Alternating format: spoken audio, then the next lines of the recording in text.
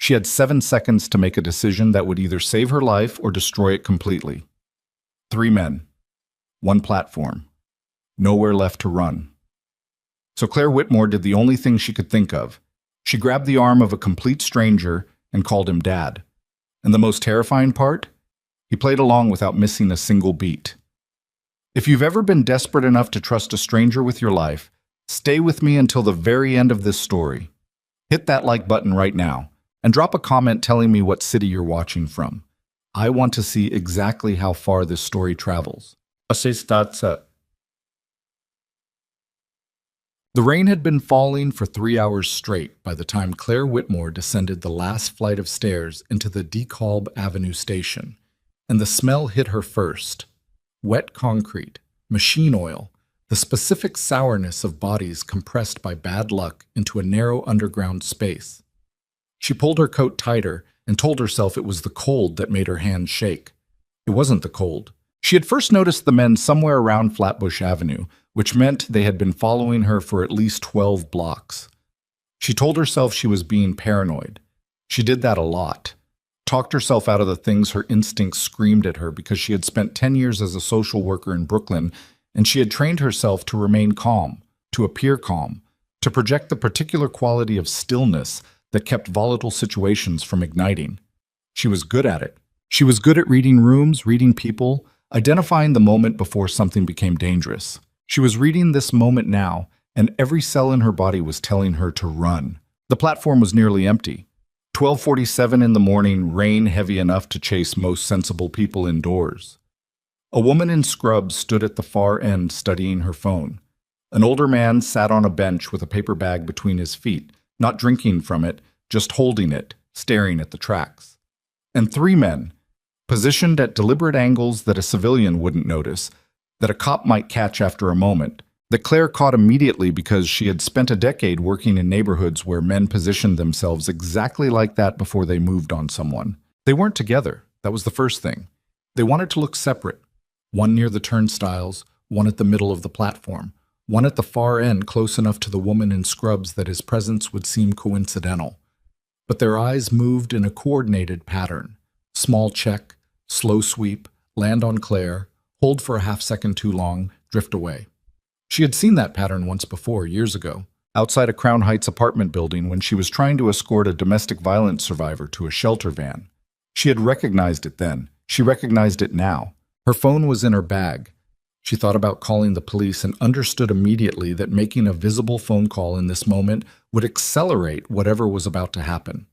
She thought about getting back on the stairs and understood that the man near the turnstiles would intercept her before she reached the top. She thought about screaming and understood that the rain and the trains and the general indifference of New York City at 12:47 in the morning made that option nearly worthless. She had 7 seconds. She knew she had 7 seconds because the man near the middle of the platform had shifted his weight. Barely, just the heel lifting and resetting, and that was the signal. She had seen that too. The weight shift that meant someone was about to stop waiting and start moving. Then she saw him. He was standing at the far edge of the platform, opposite end from the woman in scrubs, positioned near a concrete support column with his back partially to the wall. Tall. The kind of tall that registers before anything else. A charcoal overcoat, expensive, the collar turned up against a draft that didn't seem to bother him. He was looking at something on his phone, but not in the way people look at phones, without the forward lean, without the slight slack in the jaw. He was holding it in his hands the way someone holds a prop they've forgotten they're holding. Claire didn't decide. There was no decision.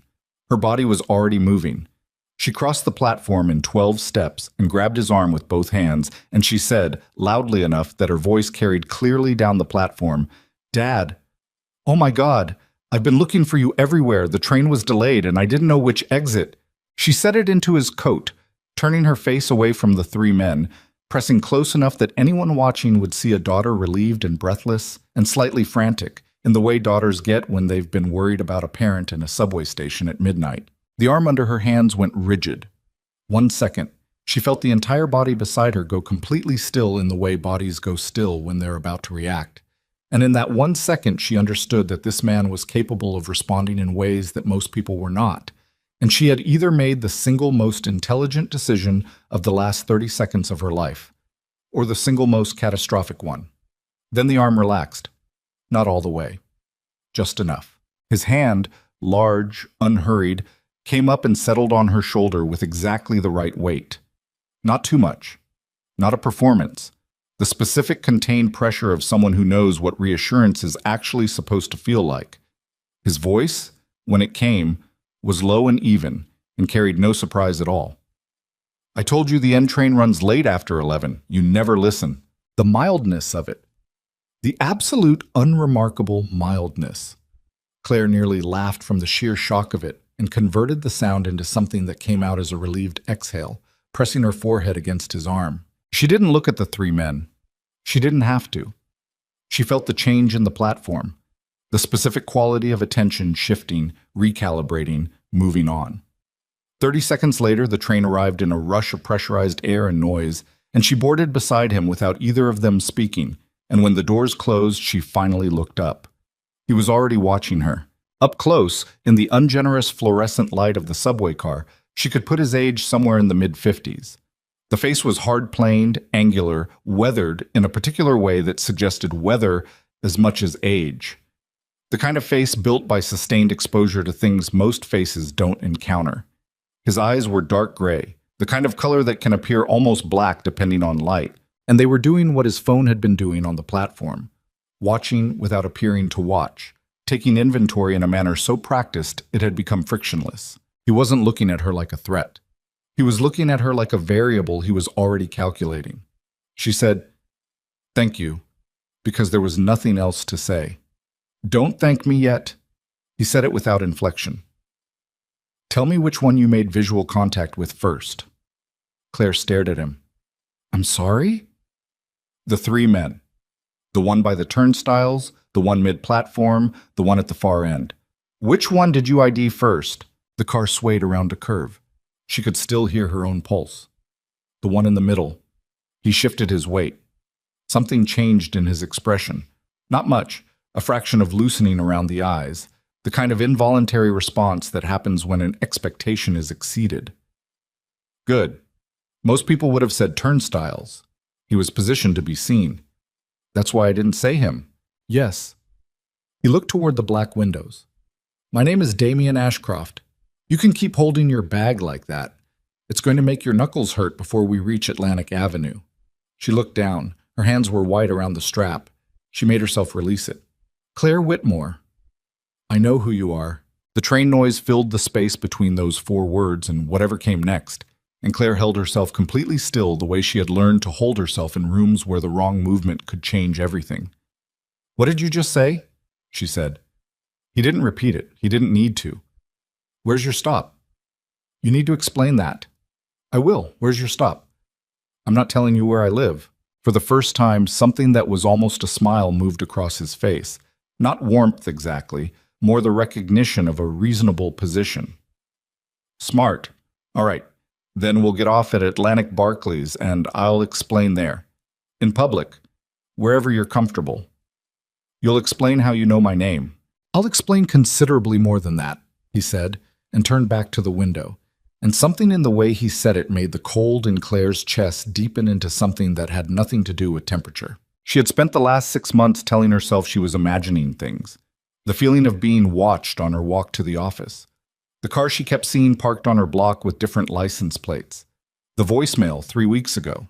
No words, just 12 seconds of ambient sound before the line disconnected. She had documented all of it in a notes app on her phone and told nobody because she had no evidence. And she worked in social services, and she knew what happened when women with no evidence and no obvious credibility started telling people they were being surveilled. She had told herself she was imagining things. She had worked very hard at telling herself that. Damien Ashcroft clearly had not. They got off at Atlantic Barclays, and he led her to a bench in the main corridor. High traffic, bright lights, a coffee cart 30 feet away with a bored operator wiping down the counter, and he sat with his back to the wall in a way that suggested it was the only way he ever sat anywhere. And he folded his hands in his lap and looked at her directly for the first time and said, "You volunteered at a shelter on Atlantic Avenue 6 months ago, Tuesday and Thursday evenings. You helped a man named Harold." Claire felt something cold move through the center of her chest. "How do you know about Harold?" You gave him your card. Spent about 40 minutes with him one evening in late January going over some housing program paperwork that wasn't going to work for him, and you both knew it. You brought him coffee the next week. Yes. What about him? Damien paused. Not hesitation, she thought. More like a man deciding how much load to put on a structure before he tests whether it's sound. Harold Mercer is not a homeless man. The coffee cart operator was refilling the sugar packets. The overhead announcement system was warning about track changes on the queue line. Everything was very ordinary and very loud, and Claire sat inside it feeling the floor shift under her in a way that had nothing to do with the building. What? He's been operating undercover for 11 years. He was placed in that shelter network specifically because of the population it serves. People who've disappeared from the grid, people running from something, people who can no longer trust official channels. He watched her process this. Someone in that shelter intersected with an investigation my father was conducting before he died. Harold was there to make contact when the right person showed up. And you think I don't think anything. I know. He reached into the inside pocket of his overcoat and withdrew a photograph and set it on the bench between them. It was a photo of Claire, taken from above and at a distance, on the front steps of the shelter. The kind of photo taken with a long lens from a rooftop or an upper window. This surfaced 10 days ago in a file that was not supposed to still exist. That's when the men found you. Claire looked at the photograph for a long time. Looking at yourself in a photograph you didn't know was being taken is a particular kind of violation. The body in the image is yours, but the moment doesn't belong to you at all. Her coat, the navy one, slightly frayed at the cuff. She remembered that evening, February. Still cold. She had brought Harold a hat. Who took this? The same organization that's been running surveillance on your movements for the last 6 months. He put the photograph back. The same organization that sent those 3 men to that platform tonight. Why? I'm a social worker. I haven't done anything. You helped Harold, he said. And Harold has something they desperately want. She looked at him. At the stillness of him, the specific quality of someone who had been operating in dangerous circumstances for so long that stillness had become a physical default. She thought about the arm under her hands on that platform. The 1 second of rigidity before he made his choice. She thought about the fact that he had been standing in that station at 12:47 in the morning with his back to a column. Were you following me? She said. He didn't flinch from it. I was watching the men who were following you. That's different. Is it? Yes. Because I'm not the one who sent them. He stood, buttoning the overcoat with 2 precise movements. I have a townhouse on East 72nd Street. I have an intelligence file compiled over 8 months that will answer questions you didn't know you were supposed to be asking. You can come with me, or you can walk out of here and get back on the subway and go home, and I promise you those men will find you again before Tuesday. He held her gaze. Your choice. No pressure. There it was. She had made choices like this before, in her professional life. The moment you had to decide whether the information in front of you warranted changing everything, whether the cost of believing outweighed the cost of not believing. She had learned over 10 years that the wrong choice in those moments didn't always announce itself loudly. Sometimes it was quiet. Sometimes it looked exactly like the sensible, rational, self-protective option. She had 7 seconds on that platform, and she had moved without deciding. She wasn't sure she had the luxury of that kind of instinct right now. She picked up her bag. I want to see this file, she said. He nodded once, already moving toward the exit.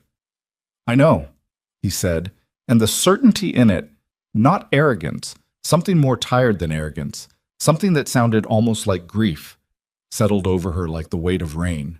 The car was waiting outside, black, nondescript, engine already running. A man behind the wheel who did not turn around when they got in and did not speak for the entire 40-minute drive through wet Brooklyn and over the bridge into Manhattan. Claire sat with her bag in her lap and watched the city pass through water-blurred windows and tried to organize what she knew. She knew that 3 men had followed her for 12 blocks in the rain. She knew that a stranger on a subway platform had protected her without being asked and without being surprised. She knew that someone had been photographing her for 6 months. She knew the name Harold Mercer, and she knew the feeling of sitting across from him in a fluorescent-lit shelter common room on a cold February evening, while he looked at housing program paperwork with the specific exhaustion of someone who knew the paperwork didn't matter, who had been through too many programs that didn't matter, who was tired in a way that wasn't physical. She had brought him coffee with 2 sugars because he'd mentioned it once, and she had remembered it because she remembered things about people. That was her job. That was the part of her job she had never been able to turn off. Harold Mercer is not a homeless man. She pressed her thumb into the strap of her bag and felt the edges of that sentence turn in her mind like a key trying to find the shape of a lock she hadn't known existed. The townhouse on East 72nd Street was narrow and tall and dark from the outside, the kind of building that didn't announce itself.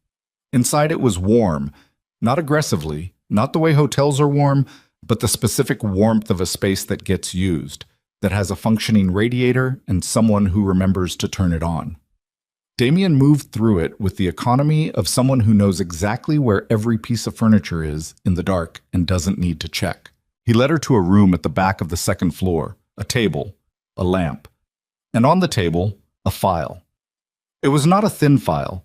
It was 4 inches of paper and photographs and printed documents held together by 2 rubber bands with handwritten index tabs marking sections, and on the front, in precise block lettering, was her name, Claire Whitmore. She stood in front of it for what might have been 30 seconds, hands at her sides, not touching it. "This is about me," she said. "Not a question. It's about you," Damien said from the doorway. "And about your father. And about a man named Arthur Ashcroft, who was my father, who died 14 months ago, and who spent the last 6 years of his life trying to finish something he started in 1998. He paused. "The file has been compiled over 8 months. Everything in it is documented. I'll get you water while you start reading." He was gone before she could answer. She sat down. She pulled the rubber bands off. She opened the file. The first page was a photograph of a man she hadn't seen in 22 years, taken on a street she didn't recognize, in what looked like the mid-2000s based on the image quality and the cars behind him. The man was thinner than she remembered, grayer. He was carrying a bag of groceries and looking over his shoulder in the particular way people look over their shoulders when they have been doing it for so many years that it no longer looks like fear. It just looks like a face, her father's face. The file landed open in her hands, and everything she had spent 22 years building, the discipline, the professional stillness, the careful management of the space where grief had lived and eventually calcified into something she could carry, cracked along a seam she hadn't known was structural. She pressed her hand over her mouth. Damien came back with the water and set it on the table and didn't say anything, which was the right thing, the only right thing, and she breathed through it the way she had learned to breathe through difficult rooms and difficult truths, and eventually she lowered her hand and looked at the photograph again. "He's alive," she said. Damien's silence had texture. It wasn't the silence of someone who didn't know the answer. It was the silence of someone measuring how much weight the next sentence needed to carry. "When that photograph was taken," he said carefully. "Yes." Claire kept her eyes on her father's face, on the grocery bag, on the way he was looking over his shoulder. "What does 'when that photograph was taken' mean?" she said, very quietly. "It means," Damien said, "that we need to find Harold Mercer before anyone else does. Because Harold is the only person alive who knows where your father went after that photograph was taken. And whoever sent those men to the platform tonight already knows that Harold has been talking."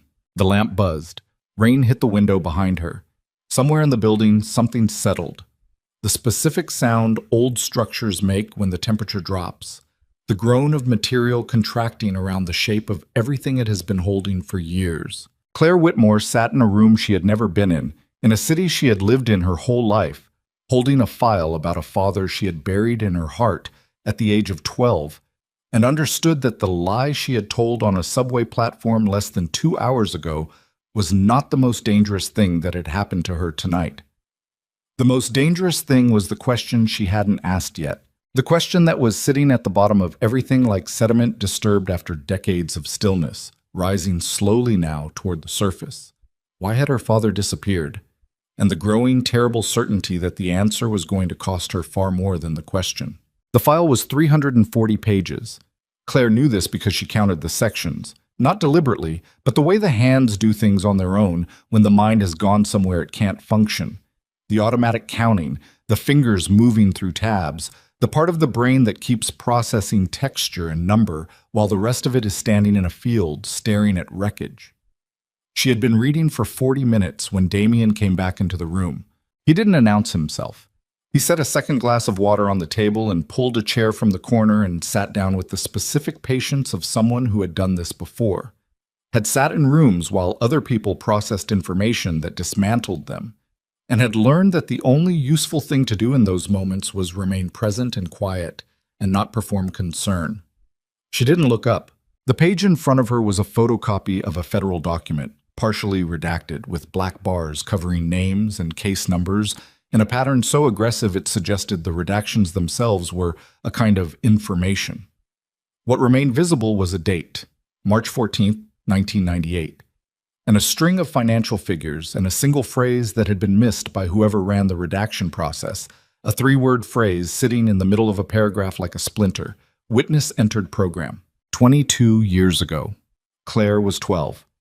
She remembered the morning her mother sat her down at the kitchen table in their apartment in Carroll Gardens and used the particular voice, measured, the voice adults used when they had rehearsed what they were going to say so many times that the rehearsal had replaced the emotion, to explain that her father had gone away and wouldn't be coming back. Not dead, just gone. Her mother had been very precise about that distinction, and Claire had spent the next 15 years understanding that the distinction was the cruelest part. Not dead. Just gone. As if that was supposed to be a comfort. She set the page down. He didn't leave us, she said. It wasn't a question, and it wasn't directed at Damien specifically, more at the room, at the lamp, at the specific quality of air in spaces where old information has been sitting too long. No, Damien said. He was put into witness protection. Federal program, March of 1998. He testified against a financial network that had been operating since the late 80s. Shell companies, offshore accounts, a money laundering apparatus that moved through 17 legitimate businesses in New York and New Jersey. He paused.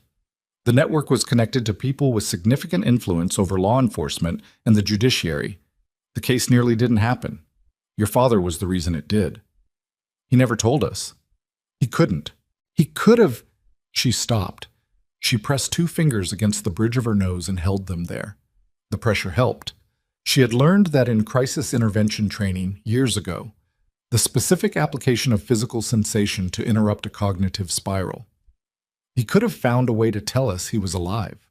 Contact would have put you at risk. Damien's voice was even, not cold. The network didn't dissolve after the initial investigation. It restructured.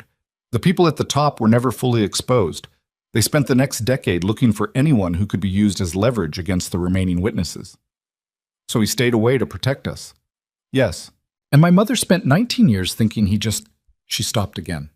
The word she was about to use was one she only let herself use alone, late at night, in the specific privacy of her own anger. She pulled it back. My mother is gone. She died in 2019. She never knew.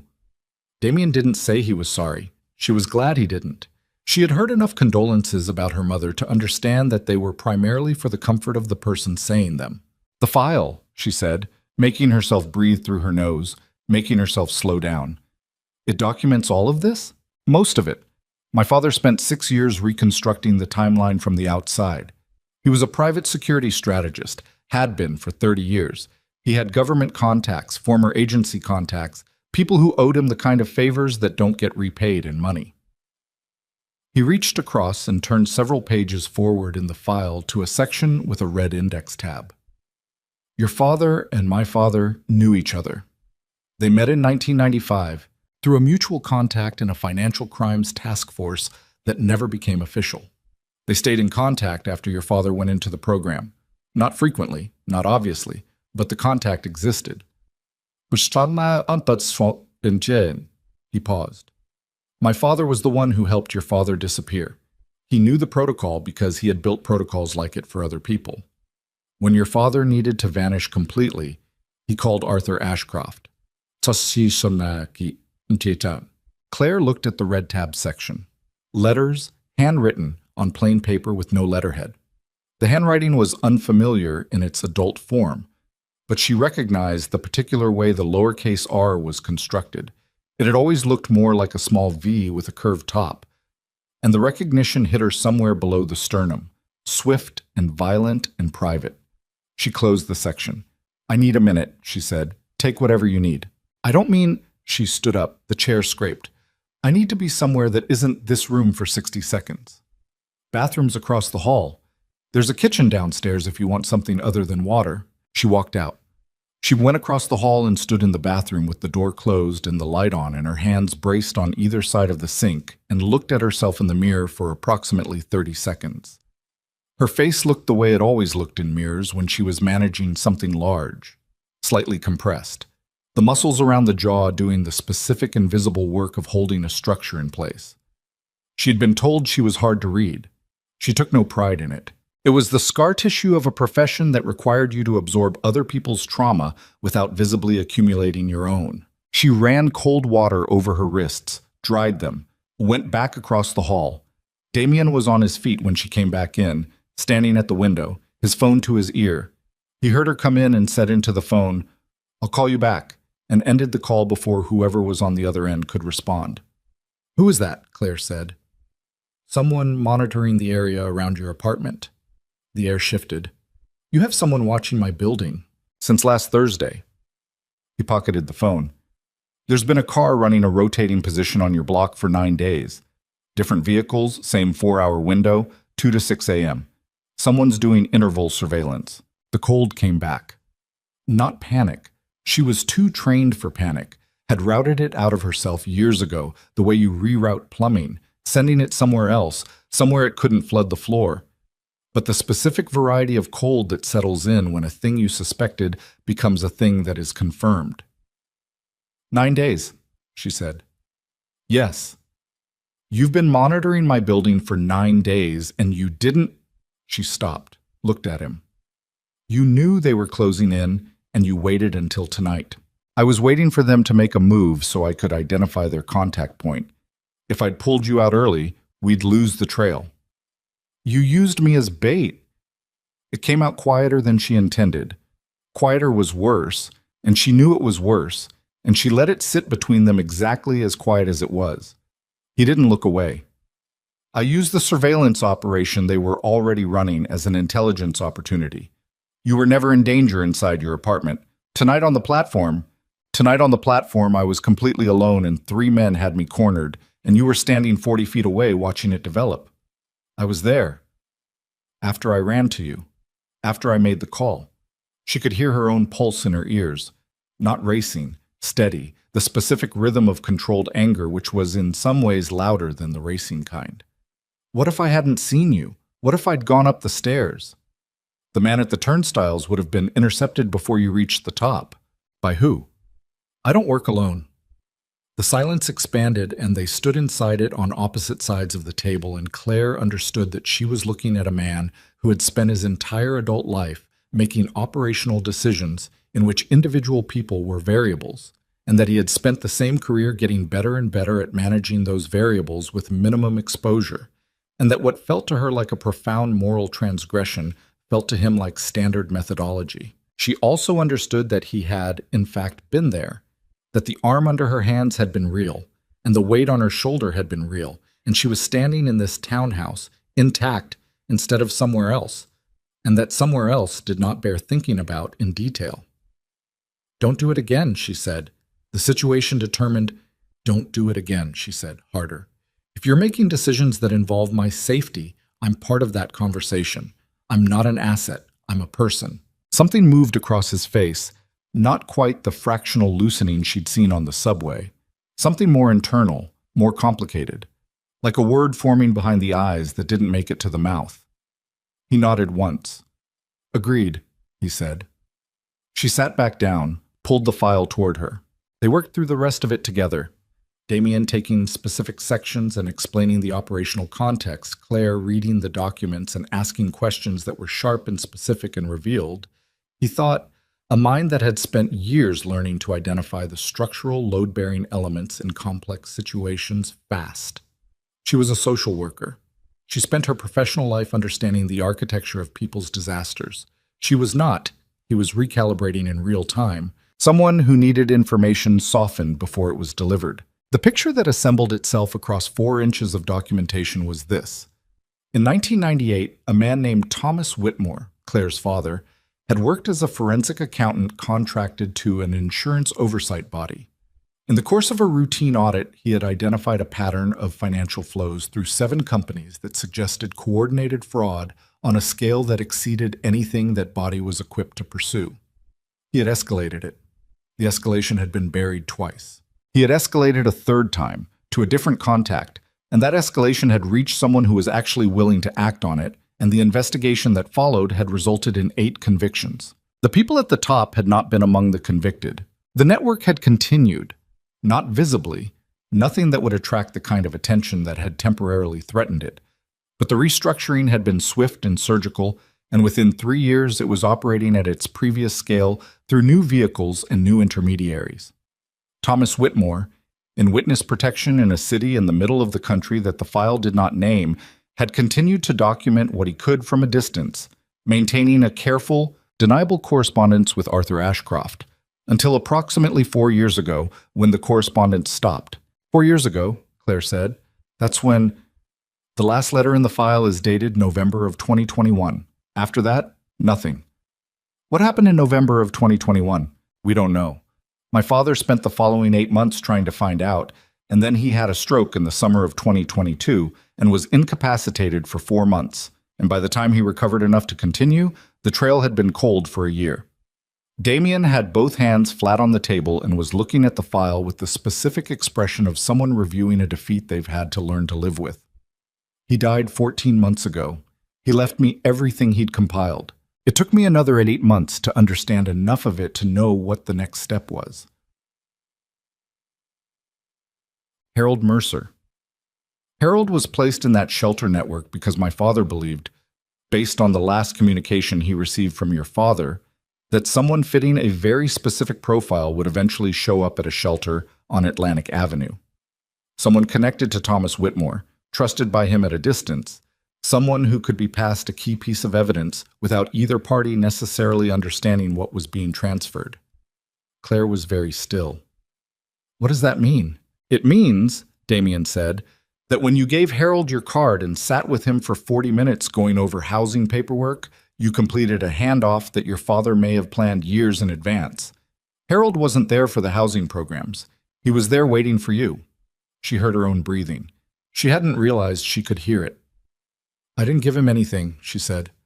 I gave him coffee. I gave him my card. I went over some paperwork with him. You gave him your email address, which is not on your business card. She thought back. February. Cold. He had asked if he could follow up about a different program, something he'd heard about from another resident, and she had written it on the back of the card in the particular shorthand she used, the one that looked like her regular email address with 2 characters transposed. The one she used when she wasn't sure about a situation and didn't want to give out the real one, but also didn't want to close a door on someone who might need help.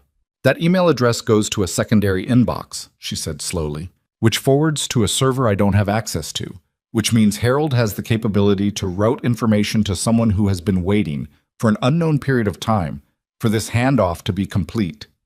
He looked at her directly. Whoever is hunting Harold knows the handoff happened. That's why you became a target. They're not sure what was transferred or whether you even know what you're carrying, but they can't risk leaving that question open. The building settled again. The radiator ticked. Somewhere several blocks away, a car horn sounded twice and was swallowed by the rain. Where's Harold now? Claire said. That's the problem. Damien straightened up. He was at the shelter through last Thursday. On Friday morning, he was gone. Voluntarily. He signed out, took his personal items, spoke to one of the staff members about needing to travel for a family matter.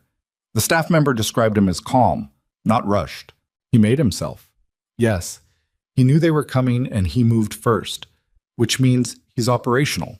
Whatever cover he's been running for 11 years, when the pressure hit, he dropped it and ran clean. He moved to the window, looked at the street below. 11 years undercover in a homeless shelter network. That's not surveillance. That's deep penetration work. The question is who he's actually working for because the organization that placed him there officially closed in 2009. Officially? Yes.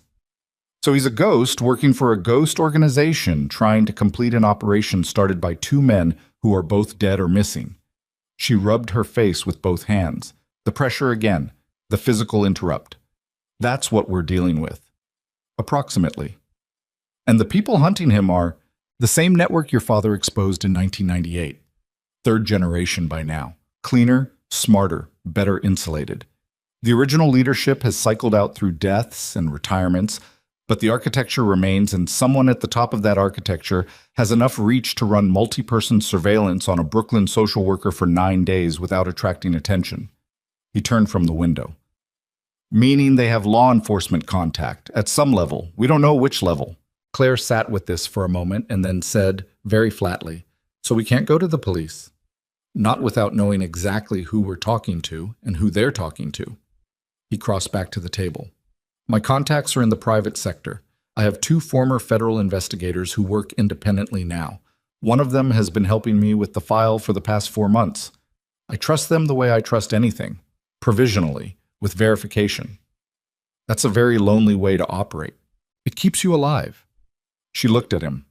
The hard planes, the gray eyes doing their constant inventory, the specific posture of someone who had decided at some point that physical stillness was the most useful thing he had to offer any situation.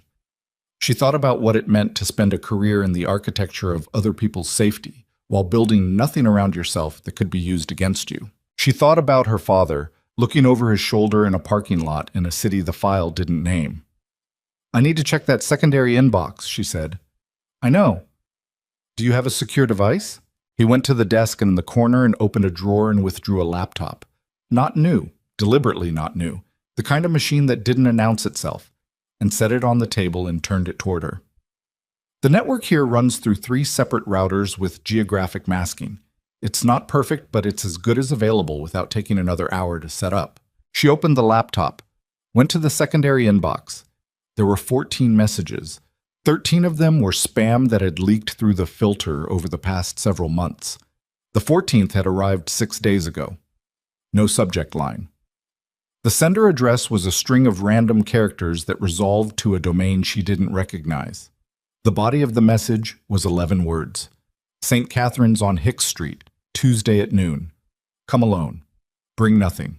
She read it twice, turned the laptop so Damien could see it. He read it again. His jaw set in a way she hadn't seen before. Not anger, something more structural, the setting of something that had been held loose and was now being locked into place. St. Catherine's, she said. That's a... She stopped. Church, he said. In Cobble Hill. Tuesday is tomorrow. Yes. He wants me to come alone. Yes. He was still looking at the screen. He's not going to get that. He specified because he's been undercover for 11 years and he defaults to operational caution. But if those men on the platform tonight have any ability to monitor your communications, and the fact that they found you at DeKalb at 12:47 suggests they have at least some intelligence on your movements, then this message may already be compromised. Which means if I show up tomorrow, they may already know where Harold is going to be. He straightened. Or they don't have the message and they're going to follow you there. Either way, you can't go in without support. And if Harold sees you, he won't. You don't know. He'll make me in 30 seconds if I walk in behind you, Damien said flatly. I know that. I'm not talking about walking in behind you. I'm talking about coverage, exterior, someone watching the approaches before you arrive, someone watching the exits. If those men move on the church, we see it before it becomes a problem inside. She thought about the word problem, about the specific way he used it to describe what she suspected were scenarios that had very little to do with problems in the ordinary sense of the word. You've done this before, she said. Protective operations. Yes, for 23 years. For who? For whoever needed it badly enough to pay for it honestly. He held her gaze. Your father trusted mine. That's the only reference I can offer you, and I understand if it's not enough. It wasn't enough. It was also, she recognized with the specific clarity that comes at 1:30 in the morning after the kind of night she'd had, the most she was going to get. I need to sleep, she said, for a few hours. I can't process anything else right now. There's a room on the third floor. Lock works from the inside. He said it without inflection, without the particular shade of reassurance that would have felt like condescension. Just information. She closed the laptop. Stood. Looked at the file on the table. 340 pages of the life her father had lived without her, assembled by a dead man and handed to this stranger in a charcoal overcoat who had stood on a subway platform in the rain and waited for the right moment. The message might be compromised, she said, but we're going anyway. Yes, because it's the only lead we have. Because Harold is the only person alive who knows what your father left behind, he said. And whoever is running those three men is going to reach the same conclusion before Tuesday at noon if they haven't already. She picked up her bag, started for the door. Claire. His voice stopped her at the threshold, and something in the way he said her name, without the case file neutrality of the previous 3 hours, with something underneath it that hadn't been there before, made her turn. He was standing by the table with his hand on the file, and he looked for just a moment like a man who had been carrying something very heavy for a very long time and had not yet figured out how to put it down. The letter, he said, in the red-tabbed section. The last one my father received from your father, dated November 2021. You should read it before tomorrow. Not tonight. In the morning, when you've slept. He paused. He wrote it to you, not to my father. My father was just the person asked to hold it until it could be delivered. The threshold held her weight. The lamp in the room threw its light across the table, and the file and the man standing beside it, and cast everything else into the particular warmth of shadows that aren't quite dark. He knew I'd find it, she said. He counted on it, Damien said. He planned for it, for years. She stood in the doorway for another 3 seconds, and then walked out and up the stairs to the third floor and locked the door from the inside and sat on the edge of the bed, in her coat, in the dark, with her bag in her lap, and tried to understand what it meant to have been protected by a love she couldn't see for 22 years. She didn't sleep for a long time. When she finally did, just before 4 in the morning, she dreamed of a kitchen table in Carroll Gardens and her mother's measured voice and the particular color of February morning light coming through a window. And in the dream, her father was sitting across from her at the table, and he was about to say something, and she was leaning forward to hear it, and the train came. The dream always had a train, even dreams she hadn't had yet, and took the words before they arrived. And she woke up at 6:43 with her coat still on, and the room full of gray morning light, and the certain, physical, devastating knowledge that she was going to walk into that church in Cobble Hill at noon today, and that nothing that happened after she walked through those doors would be anything she could prepare for, because the message was 6 days old. And Damien had said those men had been running interval surveillance on her block for 9 days, which meant that when Harold Mercer sent her that message, whoever was hunting him may already have been 3 days ahead of it. She read the letter at 7:23 in the morning, sitting on the edge of the bed in the third-floor room with gray light coming through the single window, and the building quiet around her in the way buildings are quiet when the city outside hasn't fully committed to the day yet. It was 4 pages, handwritten on the same plain paper as the others, in the same handwriting with the same lowercase r that looked like a small V with a curved top, and it began not with her name, but with 2 words that her father had apparently decided were the most accurate way to begin the most important letter he would ever write. I'm sorry, not for leaving, not for the program, not for the disappearance, not for the 22 years of silence. He was sorry, he wrote, for the specific moment at the kitchen table when her mother used the measured voice. He knew it had been measured, he wrote, because he had asked her to keep it measured, had asked her in the last phone call they were permitted to keep Claire from seeing panic where there wasn't any, and for the fact that he had not found a way to tell Claire directly that the leaving was not abandonment, that it was the opposite of abandonment, that everything he had done from March of 1998 forward was the most committed act of presence he knew how to perform. She read that paragraph 3 times, then she kept reading. The letter explained what the file documented, but in the language of a father rather than an operative. The network he had exposed.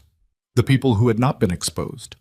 The years in a city she still didn't know the name of, working a job she didn't know the nature of, watching from a distance through channels so indirect that the information arrived to him weeks old and sometimes months old.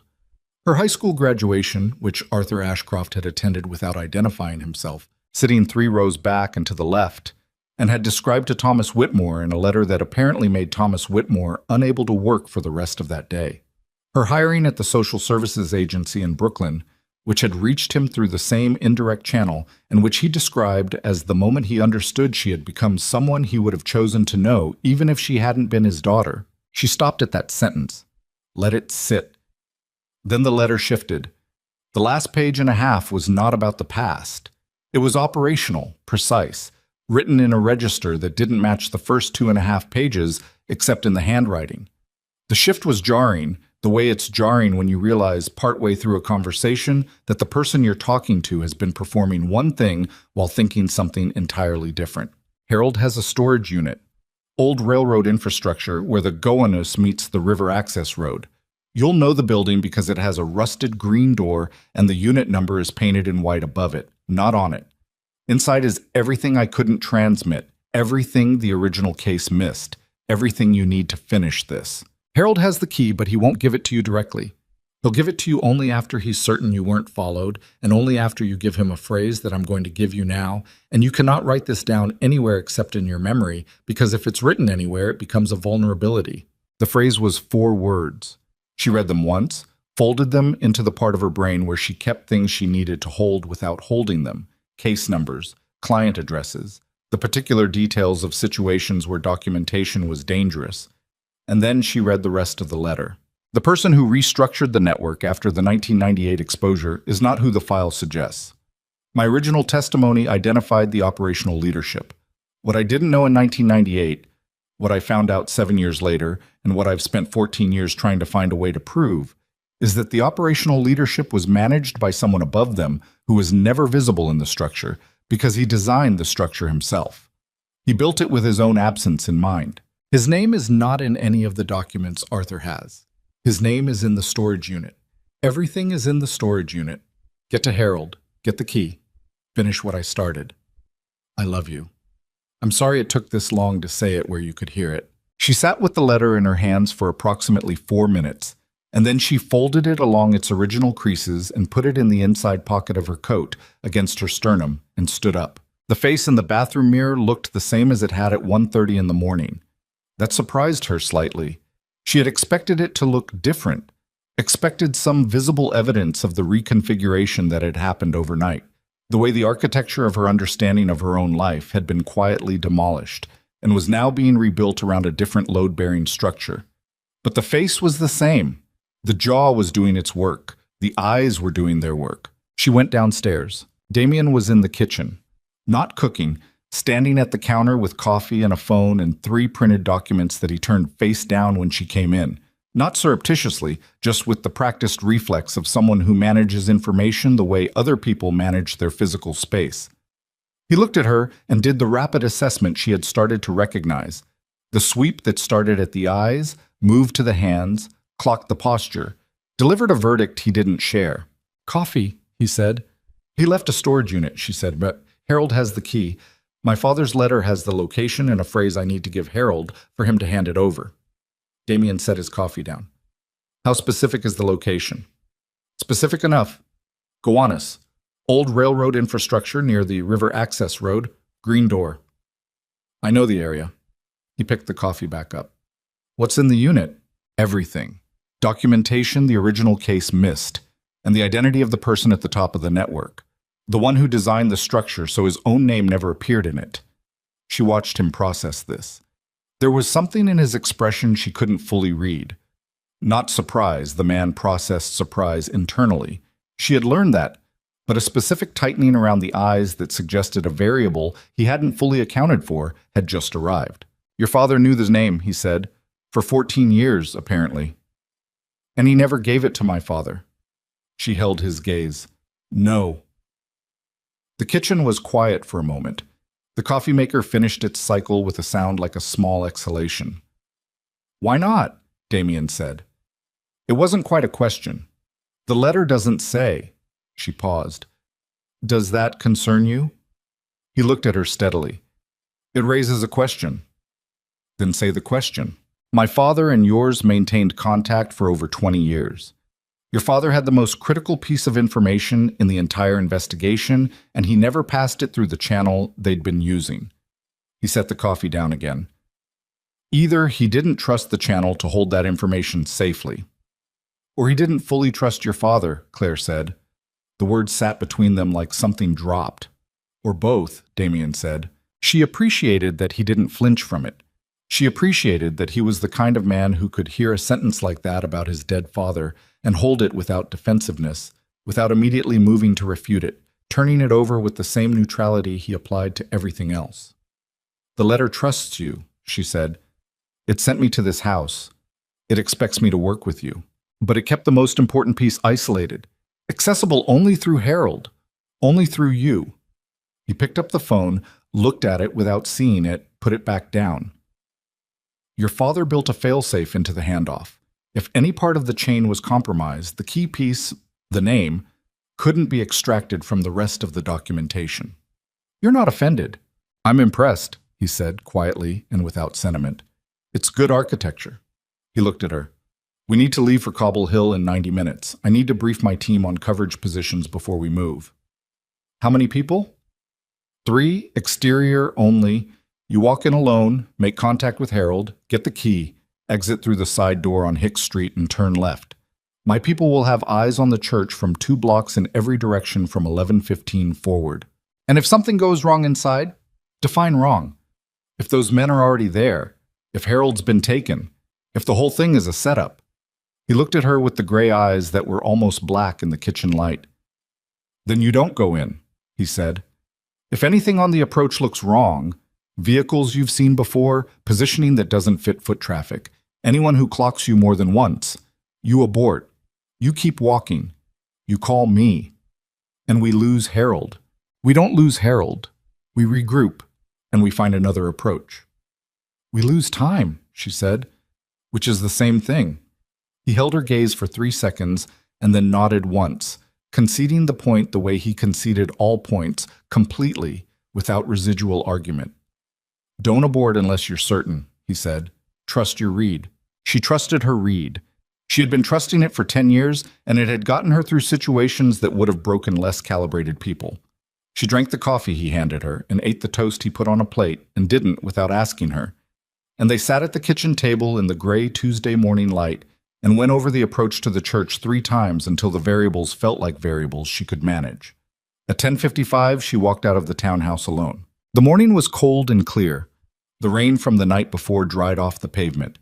The light, that particular sharp New York City October light, that made everything look slightly more vivid than it was. She took the subway, not from habit, but because it was the fastest route, and because Damien had said a car in that neighborhood, at that hour, would be visible in ways the subway wasn't. And she sat in the car with her hands in her pockets and the letter against her sternum and the 4-word phrase folded into the back of her mind, like something she was keeping her thumb on. The church on Hicks Street was a narrow building set back slightly from the sidewalk. The stone facade, the color of old rain, the steps worn smooth. At 11:49, she came around the corner from Atlantic Avenue and began the slow approach, doing what Damien had told her to do. Checking parked vehicles, checking window positions, noting the 2 men on the corner who were smoking and talking and whose body language had nothing operational about it, noting the woman walking a dog across the street who had not looked up. Nothing positioned, nothing watching in the coordinated pattern she now knew how to recognize. She climbed the steps and went inside. The interior was dim and cool and smelled of old stone and candle wax, and the specific still quality of a space that absorbs sound rather than reflecting it. There were 3 people in the pews, an elderly woman near the front, motionless, a man in his 40s with a notebook, sketching something, a figure at the far end of the last row, positioned against the wall, hood of a gray sweatshirt up despite being indoors. She walked to the last row and sat down 2 feet from the figure and didn't look directly at him. Harold Mercer looked worse than he had in February. That was the first thing. The specific quality of deterioration that happens to a person running on 4 hours of sleep for an extended period, the skin gone gray at the temples, the eyes recessed in a way that suggested sustained vigilance extracting its physical toll. He was thinner. His hands, folded in his lap, were absolutely still in the way hands are still when stillness is an active choice rather than a resting state. "You were followed," he said. Very quiet. not looking at her. Her pulse kicked. I wasn't. I checked the approach twice. Not today, 6 months ago. When you left the shelter the second Tuesday you volunteered, there was a vehicle on Atlantic Avenue that ran your plates. She made herself breathe. How do you know that? Because I was watching for it. He shifted slightly, and she could see his profile. The jaw, the set of it, the horizontal compression of someone containing something large.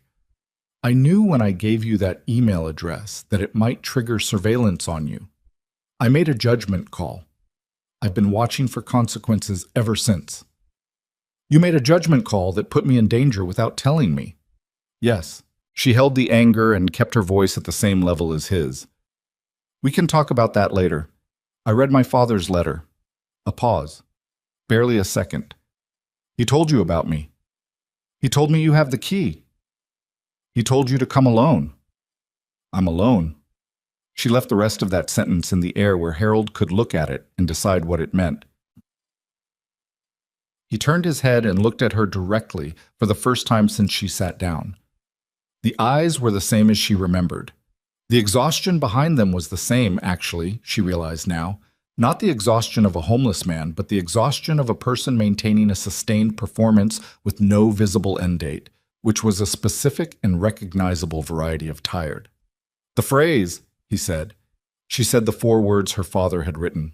Harold looked at her for 2 full seconds. Then he reached into the front pocket of the sweatshirt and withdrew a key on a plain ring. Small, the kind used for padlocks, with a white label on which 3 numbers had been written in faded ink, and held it in his closed fist between them without yet releasing it. The unit has a secondary lock, he said, not the padlock.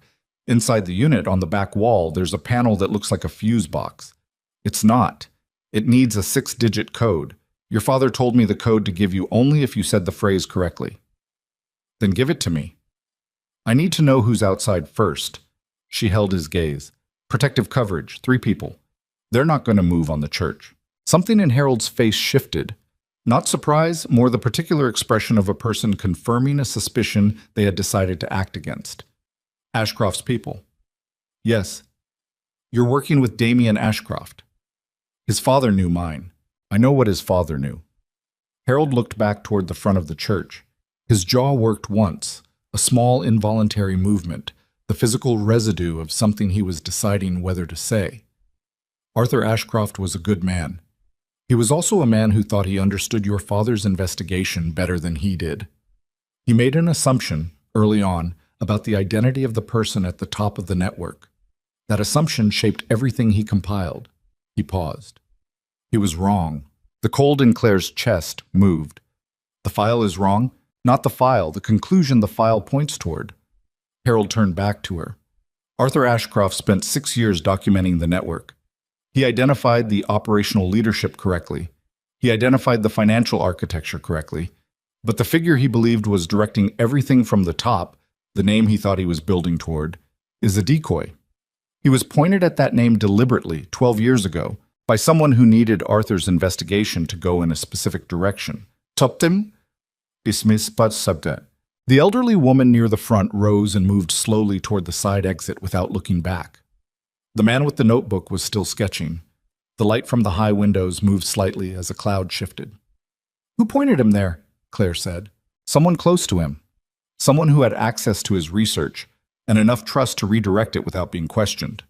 Harold's voice dropped another half register. Your father found out 4 years ago. That's why the correspondence stopped. He couldn't tell Arthur without revealing that Arthur's closest professional contact had been feeding him false direction for a decade. And he couldn't tell Arthur's contact that he knew, because that contact was the person he was afraid of. Claire heard herself say, "Tell me the name," before she fully understood what she was asking. Harold opened his mouth. The door at the side of the church opened. Not the front door, the side door, the one Damien had told her to exit through, the one on Hicks Street. And the man who came through it was not one of Damien's 3 exterior team members because she had never seen this man before. And he was moving with the specific quality of motion that did not belong in this space. A forward-leaning urgency that carried with it the compressed intention of someone executing a timed sequence.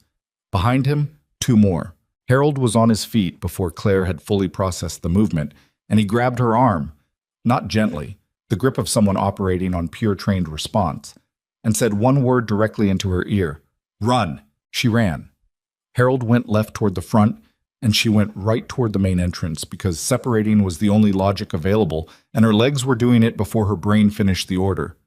She hit the main door with her shoulder and came out into the sharp October light on the front steps, and was halfway down them when her phone vibrated. Damien, a single word text, abort, too late for abort. She turned left on Hicks Street and ran, and she was 40 feet from the corner when she saw the fourth man, not from the church, stationed on the sidewalk, the posture of someone waiting for exactly this. And she turned before he could close the angle and went right down a narrow service passage between two buildings and came out on a parallel block and kept moving. Her phone was in her hand. She called Damien. He picked up before the first ring completed. Where are you? 1 block east of the church. There were 4 of them. Harold ran. I don't know which direction. I have visual on the church. 3 men exited your side door 30 seconds after you. The 4th was on Hicks. My team pulled his attention, but he'll reacquire you in under a minute. A pause. 2 seconds. The kind of pause in which she had learned a great deal of computation happened. There's a parking structure on Pacific Street, half a block from where you are. Gray exterior, green stripe. Get inside and go to the 3rd level. She got inside. She went to the 3rd level. The parking structure smelled of exhaust and concrete, and the particular staleness of enclosed spaces, and she stood between 2 parked cars with her back to a pillar and made herself breathe in for 4 counts and out for 4 counts, and assessed what she had. She had the key. Harold had pressed it into her hand in the moment before he told her to run. She hadn't registered it happening, but it was there in her right fist, the small key on the plain ring, the 3 numbers on the white label. She did not have the 6-digit code for the secondary lock. She did not have the name Harold had been about to say. And she didn't know if Harold was still running or if they had him. And if they had him, the code and the name were gone. The black car came up the ramp at parking structure speed and stopped 4 feet from her, and the passenger door opened and she got in, and Damien pulled out before the door was fully closed, and she sat in the passenger seat with the key in her hand and the adrenaline converting itself into the specific trembling that came after, rather than during, the body's delayed invoice for what it had just spent. They were already inside, she said. Yes. How? That's the question. His voice was flat, but underneath the flatness was something she hadn't heard before. Not quite anger, something older and more controlled than anger, the voice of someone recalculating from a position they hadn't expected to be in. My team had eyes on all 4 approaches from 11:15. Nobody matching that description entered the church after you, which means they were inside before 11:15. Before your coverage started. Yes, which means they knew the time and location in advance, she said. The car moved through traffic, and nobody spoke for approximately 10 seconds. The message, Claire said. Harold's message to my email, 6 days ago. Yes. You said the surveillance on my block started 9 days ago, 3 days before Harold sent the message. Yes. So they didn't intercept Harold's message. She turned to look at him and found him already looking at the road with the jaw set in the way it had been set in the kitchen that morning, but harder now, locked down in a way that suggested he had arrived at the same destination she was arriving at and had been sitting there alone for the last 4 minutes. They already knew. Before the message was sent, they knew about the meeting. That's what the timeline indicates, he said. Harold couldn't have told them. Harold ran. Harold ran, Damien agreed. She looked at the key in her hand. Then who told them? Damien drove.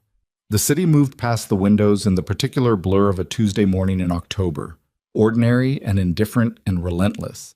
And when he finally spoke, his voice had the quality of something said once and not repeated. The quality of a thing a person says when they've been holding it since a kitchen in the early morning and can't hold it any longer. I had 3 people on exterior coverage, he said. I briefed them at 9 this morning. Location, time, entry point, exit point. He paused. One of them has been with me for 11 years. She heard it, heard what was underneath it, the specific arithmetic of it. 11 years of proximity, 11 years of access, 11 years of knowing which questions to redirect and which files to leave untouched. Harold said someone close to your father pointed his investigation in the wrong direction for a decade, she said very carefully. Someone with enough access and trust to redirect without being questioned. Damien's hands on the wheel were absolutely still. Marcus Webb, he said. The name came out with the weight of something that had been examined from every angle for a long time and still didn't make sense even when it did. He's been my operational partner since I started this firm. He helped me compile the file. He knew every step of what I was building toward, and he told me 4 months ago that the name at the top of the network was... He stopped. Was who? Claire said. A man who died in 2019, Damien said, conveniently and completely, with no estate and no surviving organizational connections. A man whose death made the investigation impossible to complete because the primary subject no longer existed. He exhaled through his nose. Marcus identified him. I verified the identification against the file. It was airtight. Because Marcus built the file with you. The car stopped at a red light. On the sidewalk, a woman pushed a stroller over a gap in the pavement, and someone held a door, and somewhere 2 floors above a window opened. I need to reach Harold, Claire said, before they do. The code for the secondary lock and the name he was about to give me. If Marcus has been running intelligence to the network for the past 4 months, everything I know about Harold's current position is already compromised. Damien's voice was very even. The evenness of it was the most alarming thing she had heard all morning. Every safe house I know about, every contact, every approach. He looked at her. 1 full second, the gray eyes doing the inventory, landing on something he apparently decided needed to be said directly. If they reach that storage unit before we do, this ends. Everything your father spent 22 years building ends with it. She looked at the key. 3 numbers on a white label. A padlock on a unit beside old railroad tracks where the Gowanus met the river access road. A panel on the back wall that looked like a fuse box. 6 digits standing between everything and nothing. She had the key. She did not have the code. Harold Mercer was somewhere in this city, running from 4 men sent by a network that had just learned their inside position was at risk, carrying in his head the 6-digit code and the name that could dismantle everything. And the only person who might be able to find him was a man whose operational network had just been turned inside out by the partner he had trusted for 11 years. And somewhere beneath all of it, a question that had been sitting in the back of Claire's mind since the kitchen that morning was finally rising to a place where she could no longer ignore it. If Marcus Webb had been feeding misinformation to Arthur Ashcroft for a decade, and Arthur Ashcroft had been Thomas Whitmore's only trusted contact in the outside world, then how much of what Thomas Whitmore believed about his own safety had been constructed by the same hands that were now hunting his daughter? The light changed. Damien drove. The drive back to the townhouse took 19 minutes, and neither of them spoke for 17 of them. Damien drove with both hands on the wheel and his eyes on the mirrors more than the road ahead. The specific pattern of someone running a counter-surveillance route without announcing that's what it was. Unnecessary turns, a doubled block, the kind of driving that looked like indecision to anyone watching and was the opposite of indecision. Claire sat with the key in her closed fist and watched the city, and let the silence be what it needed to be. At the 17th minute, she said, "Does Marcus know where the townhouse is?" "Yes." "Then we can't go back." He didn't answer for 2 seconds. "No," he said, "we can't." He turned north instead of east, and they drove without destination for another 6 blocks. While he thought, and she watched him think, the jaw, the eyes, the particular quality of computation happening behind a face trained to reveal nothing while the computation ran. She was learning to read the computation without the face. The micro changes, the way his right hand shifted its grip by a fraction when he was discarding an option. "I have a secondary location," he said. "West Side. It's off the books, not registered to anything connected to the firm. I've never told Marcus about it." A pause. "I've never told anyone about it." "How long have you had it?" 3 years. She looked at him. "You've been running a contingency for 3 years and you didn't use it as your primary. The townhouse had better infrastructure for the file work. Secure servers, physical storage. The contact network already knew that address." He checked the mirror. "I kept the secondary because I've been doing this long enough to know that the day you need a location nobody knows about is the day you won't have time to set one up. That day is today." "Yes." The secondary location was a 4th-floor apartment in a building on West 23rd Street that looked exactly like every other building on West 23rd Street. The particular anonymity of a Manhattan mid-block residential building that had never been interesting enough to be notable. The apartment inside was spare to the point of austerity. A table, 4 chairs, a couch, a kitchen with a working coffee maker, and not much else. 2 laptops in a fireproof case under the table. A landline phone that looked obsolete and wasn't. Damien set the laptops up while Claire stood at the window and looked at the street below and ran through everything she had, which was 1 key, 1 partial location, 1 address she hadn't been to yet, and the 4-word phrase her father had given her that had already been used. "I need to find Harold," she said. "Working on it." He was at the table with both laptops open, fingers moving. "Harold has a protocol for situations where his cover is blown. My father documented it. Not the specifics, but the shape of it. He'd have 2 or 3 pre-established fallback positions, places he'd scouted in advance, places with enough foot traffic to hide in, and enough exit options to run from. The question is whether any of those positions are connected to anything I know about, because if Marcus has been inside my operation, then Harold's fallbacks might be compromised too. If Marcus knew about them, but Harold's protocol wasn't built for my father or for me. It was built for the organization that placed him." He stopped typing, looked at the screen. "The organization that officially closed in 2009. Which means his fallbacks are 11 plus years old, predating your firm, predating Marcus." He said it with the specific weight of a man who has just found the first solid ground after a long drop. "Harold's safe positions are from a structure that Marcus has never had access to." He pulled up a document, scanned, handwritten, the same blocky handwriting as Arthur Ashcroft's index tabs in the file. "My father kept a record of the organization's operational infrastructure as of 2009. Not complete, but partial. Contact points, safe locations, emergency protocols." He was reading fast, scrolling. 3 locations in Brooklyn, 1 in Queens, 1 in there. He turned one of the laptops toward her. A scanned page, handwritten entries, a circled address on a street in Red Hook.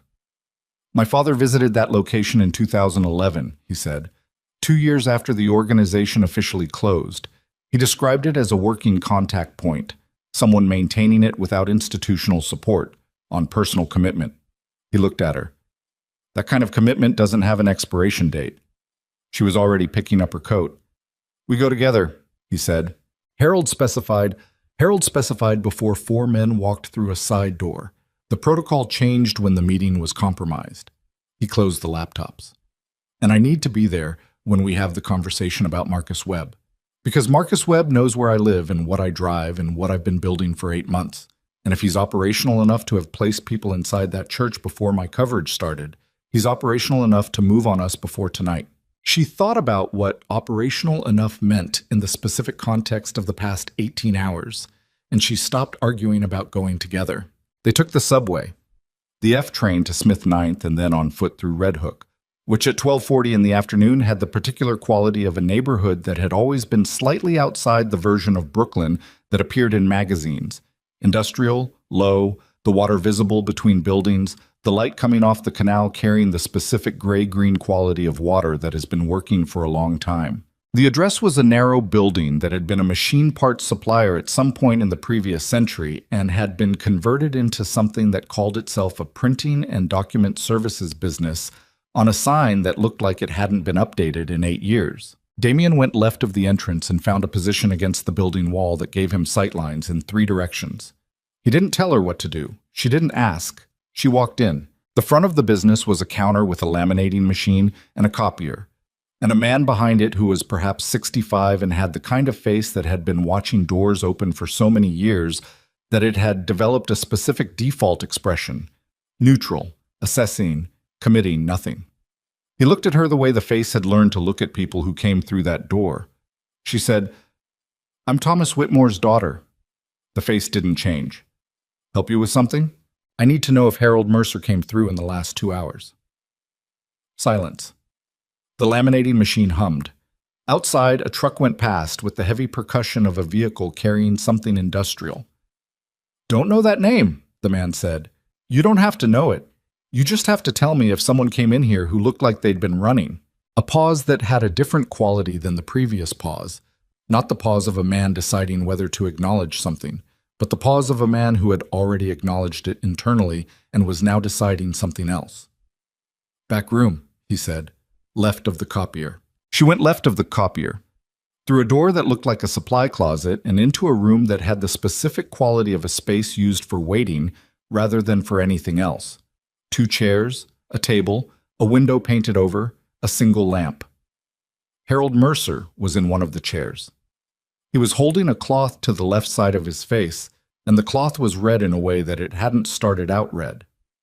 "Sit down," he said, without looking up. She sat. "How bad is that?" "Cut. Not deep." He moved the cloth and she could see it.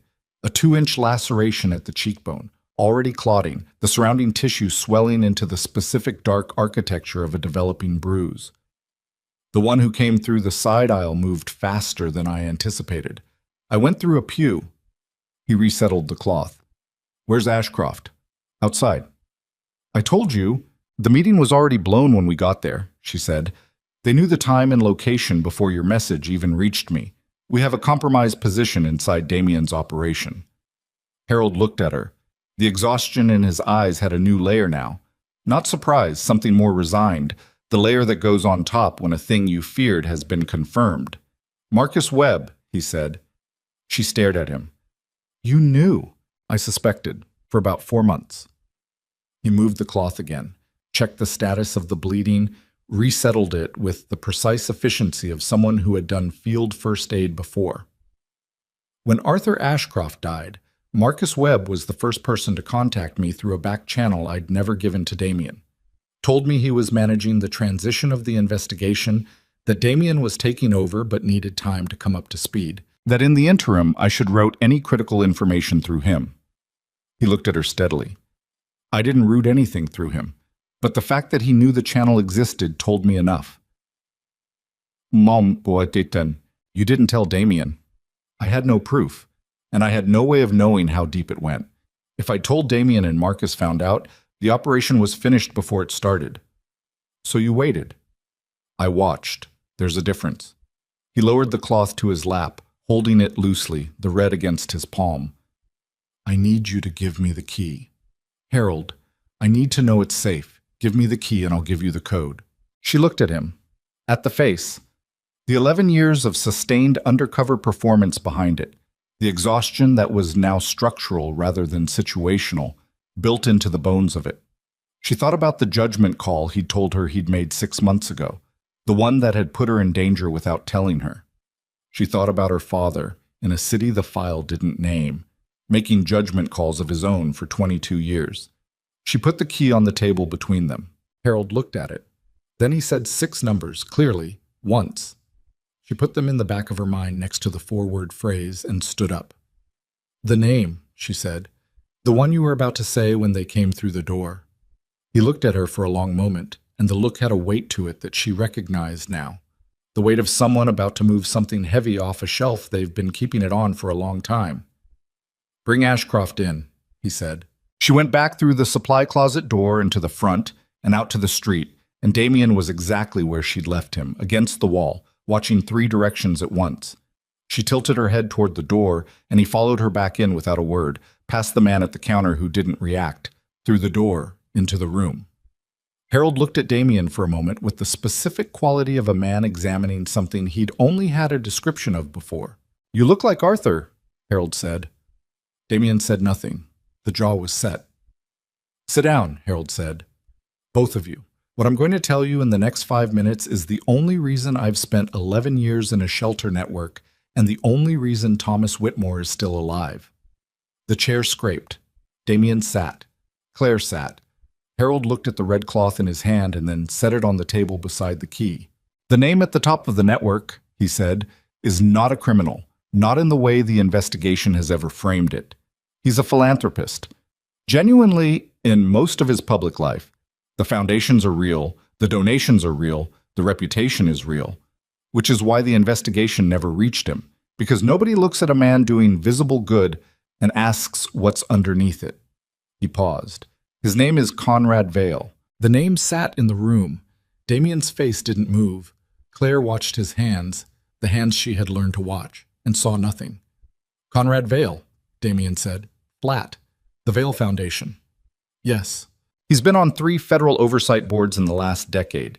He testified in front of the Senate Finance Committee in 2018 about financial transparency reform. Damien's voice was very precise, each word placed with the care of someone building something they need to hold weight. He's been publicly advocating for the exact regulatory structures that would have dismantled the type of network we're describing. Because designing the advocacy is the most effective way to control the timeline of the regulation, Harold said. He helped write the recommendations. He knows exactly what they cover and what they don't. He's been shaping the blind spots from the inside for 15 years. He looked at Damien directly. Your father got close to this in 2019. Not to the name, to the structure. He identified that the network had an interface with legitimate philanthropic infrastructure. Marcus Webb redirected him toward the dead man before he could develop it further. Marcus has been working for Vail. Marcus has been working for Vail since before your father hired him. Harold's voice was very quiet. He was placed in your father's firm. Arthur Ashcroft hired a man who had been inside the network for 3 years before the interview. The lamp hummed.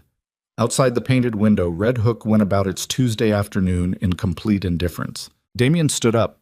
He stood up with the contained motion of someone who needs to be vertical to process something and walked to the far wall and stood there with his back partially turned and both hands at his sides. Claire watched the shoulders, the specific tension in them, the way they held, and then, after 3 seconds, deliberately released. He turned back around. The storage unit, he said. Does it have documentation connecting Vail? Everything your father collected, plus what I've added in 11 years, Harold said. Financial records across 4 decades. Shell company registrations across 11 jurisdictions. Encrypted communications between Vail's personal accounts and the operational leadership of the network going back to 1991. 2 sworn affidavits from former network members who agreed to document before they disappeared. He paused. And a video recording made by Thomas Whitmore 4 years ago, addressed to his daughter, naming Conrad Vail directly and documenting the evidence chain. Claire's throat closed. She forced it open. My father made a video. He knew the correspondence with Arthur was compromised when it stopped. He knew he had to find another way to get the evidence to someone who could use it. He chose the method most likely to reach you specifically. Not a federal contact, not a law enforcement channel, not a legal intermediary. You. Harold looked at her with the exhausted steadiness of a man who has held something for a very long time and is finally putting it in someone else's hands. Because you were the one person in this chain that Marcus Webb had never identified as significant. I am Ichimaswatin. The room held that sentence. Until 6 months ago, Claire said. Until 6 months ago, Harold confirmed. She thought about the photograph in the file, the long lens, the navy coat, the frayed cuff, the February evening, the housing paperwork, 2 sugars. She thought about her father, somewhere, making a video addressed to his daughter, trusting that the chain would hold. We need to get to the unit, she said. Now, before the front door of this printing business opened. She heard it through the supply closet door. The specific sound of a door opening with purpose rather than casualness. The difference in the way a bell sounds when someone is moving fast through it. Damien was already at the supply closet door. He opened it 1 inch and looked through it and closed it and turned around with the specific expression she had not seen on his face before. Not the operational neutrality, not the calculating remove. Something below those. Something that looked, for the first time since a subway platform in Brooklyn at 12:47 in the morning, like genuine alarm. 2 men, he said quietly, and Marcus is with them. The room was 12 feet by 10 feet. 1 door that was now compromised, 1 painted-over window. 3 people and a key and a 6-digit code and the name Conrad Vail, and 11 years of Harold Mercer's sustained courage sitting on a table in the form of a small red cloth. Harold stood. The cloth fell. His face had the quality of something stripped entirely clean. The performance gone. The cover gone. 11 years of the particular mask required to be invisible in plain sight gone. And what remained was the face of a man who had spent more than a decade waiting for the moment when waiting was no longer an option. The window, he said. It's painted, but it's not sealed. I checked when I came in. Fourth floor, Damien said. No, this building, fourth floor street number, ground level on the back side. There's a service alley. Damien moved to the window, put both palms flat against it, and pushed. The paint cracked along the frame seams with the sound of something that had been held shut too long and was releasing all at once. And the window swung out into gray October air and the smell of the alley below. Damp brick, old metal, the specific cold of a space the sun never fully reached.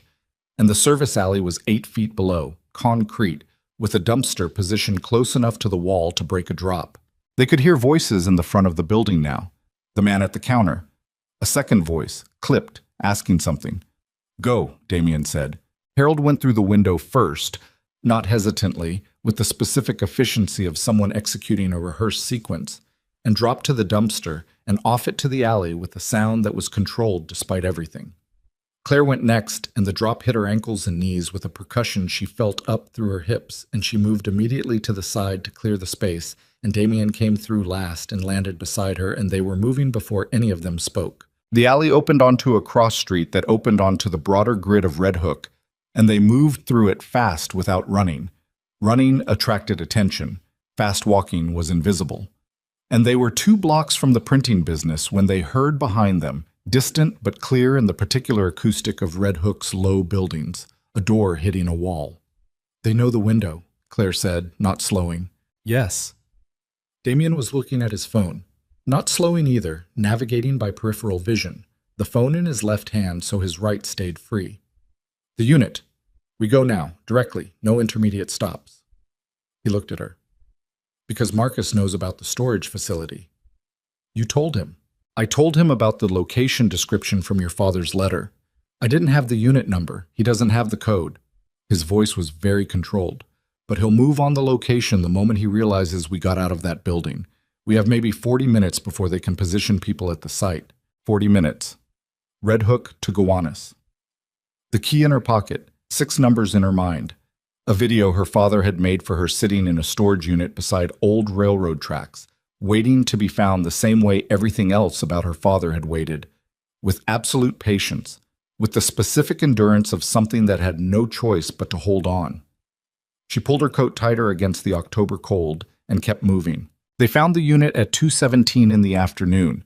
The building was exactly as her father's letter had described. The railroad infrastructure, the industrial framing, the rusted green door set into a concrete wall beside a chain-link fence, beyond which the water access road ran parallel to the canal. The unit number was painted in white above the door, not on it. Unit 34. The padlock opened on the first try. Inside was cold and dark, and smelled of age. Not decay. Age. The smell of paper held in controlled conditions for an extended time. The specific dry stillness of a sealed space. Damien found a cord and pulled it, and a single overhead bulb came on, and they stood in the light of it and looked at what Thomas Whitmore had spent 22 years building. The storage unit was 8 feet by 12. Every wall was shelved. The shelves held archival boxes, numbered sequentially, 41 of them, each labeled in the same handwriting as the letter. On the back wall, exactly as described, was a panel that looked like a fuse box. It was not a fuse box. Claire crossed to it. There was a keypad beneath the panel cover, 6 digits, a confirmation button. Her hands were not shaking, which surprised her, and then didn't. The forward phrase had not been the key. The 6-digit code was the key. The phrase had been the test, not of her identity, but of Harold's trust, and Harold had extended it, and the code was what she had. She entered it, 6 numbers, the ones Harold had said once and clearly, and pressed the confirmation button.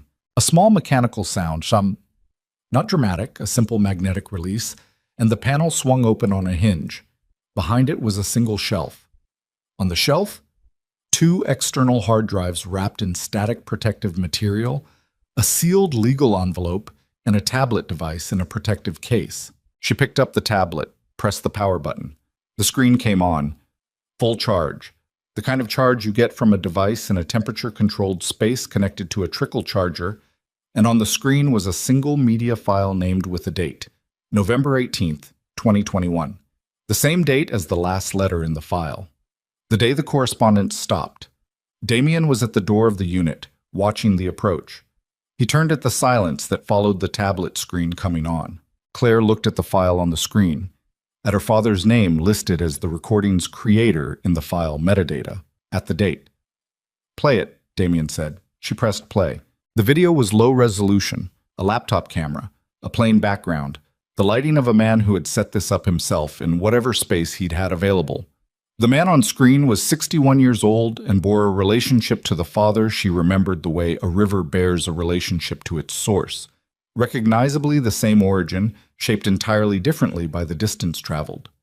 He was thinner, his hair was gray. He sat with the specific stillness of someone who has rehearsed what they're going to say and then decided to say something different. He looked directly into the camera. He said, "Claire," and something in the way he said it, the word carrying the weight of 22 years of unsaid things, of high school graduations watched from 3 rows back and to the left, of a letter written to a daughter he couldn't reach through any channel that was safe enough to be worth the risk, broke the last structural element in the careful internal architecture she had spent the morning reinforcing, and she felt it go. The precise sensation of a thing that has been held under pressure for too long, releasing all at once. She didn't put the tablet down. She held it and watched her father's face and listened to his voice and let whatever was happening in her chest happen, because she was alone with Damien Ashcroft in a storage unit beside the Gowanus Canal, and the drive had taken 40 minutes, and Marcus Webb had known about this location, and they had maybe 12 minutes before. The door at the far end of the building opened, not the unit door, the building entrance door, 20 feet down the corridor, with the specific sound of purposeful entry. Damien turned from the unit doorway and looked at her once, the gray eyes, the inventory, the calculation completed in the half-second available for it, and then he did something she hadn't seen him do yet. He reached into the inside of the charcoal overcoat, and his hand came back out with something in it, and the something was small and dark and had the specific gravity of an object designed to end arguments. "Get behind the shelves," he said. "Left side, down." She got behind the shelves. Down.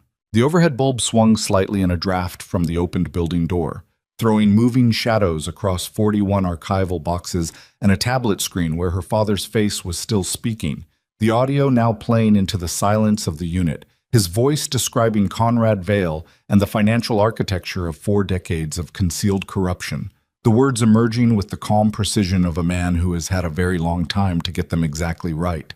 And outside the unit in the corridor, the footsteps were getting closer, and Damien was standing at the unit door with his back against the frame and the door half closed in front of him, and Claire was behind the shelves with both hands flat on the concrete floor and her heart doing the thing hearts do when the body understands that the next 60 seconds are going to determine everything that comes after them. The footsteps stopped. A voice? Clipped? Familiar? Carrying the specific authority of someone who has spent years in positions where authority was a professional requirement, said from the corridor. 6 feet from the unit door. "Damien, I know you're in there. I know she's in there, and I know you have what we came for." Marcus Webb's voice. Calm, professional, carrying the specific weariness of a man who had been running a long operation and was ready for it to be finished. "Come out," Marcus said. "Both of you. We can do this without anyone getting hurt." The tablet played on. Thomas Whitmore's voice named figures, named accounts, named Conrad Vale, with the steadiness of a man speaking his most important truth into a camera, in a room somewhere in a city no one had told his daughter the name of, and the name landed in the unit with the weight of everything it had cost to arrive there. And Damien's hand was steady on what he was holding, and Claire pressed her palms flat against the cold concrete floor and breathed in for 4 counts, and waited for what came next. The overhead bulb swung once and went still. Damien didn't move from the doorframe. His back was against the right side of it, the door half pulled toward him, the angle giving him a sliver of corridor view without exposing his position. Claire could see his profile from behind the shelves, the jaw, the stillness, the hand holding what it was holding with the specific steadiness of someone who had made the relevant decision before the situation required it. Marcus Webb was 6 feet away in the corridor, maybe less. "I'm not going to ask twice," Marcus said, and the weariness in it was real. She could hear that it was real. The weariness of a man who had been maintaining 2 identities for 11 years and was ready for one of them to stop.